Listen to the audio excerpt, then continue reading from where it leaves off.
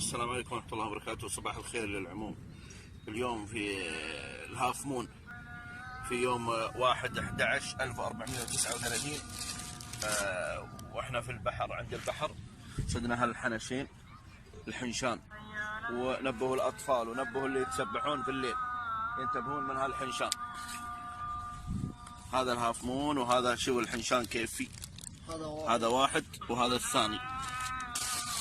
شوفوا، والمفروض ان فيه لوائح وان فيه لوحات عشان ايش تنبه الناس بانه يوجد هنا حنشان في المواقع هذه. ودمتم سالمين للجميع. السلام عليكم يا شباب. اليوم 2 ذو القعدة 1439. طبعا هذا البحر هاف مون.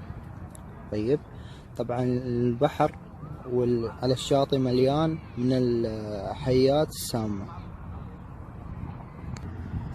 للتأكيد يا شباب. طبعا تونا ذبحين 2 من الحياة السامة، وهذه وهذه.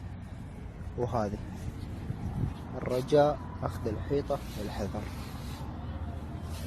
تونا ذبحين 3 من الأفاعي والحياة، فالرجاء أخذ الحيطة والحذر يا شباب. هذه الحياة هي أخطر سم تتواجد بالبحر، لأن اللي تتواجد مثلا بالنخيل أو الأماكن العادية ما تفرز سم أكثر من اللي تتواجد بالبحر، فالرجاء أخذ الحيطة والحذر.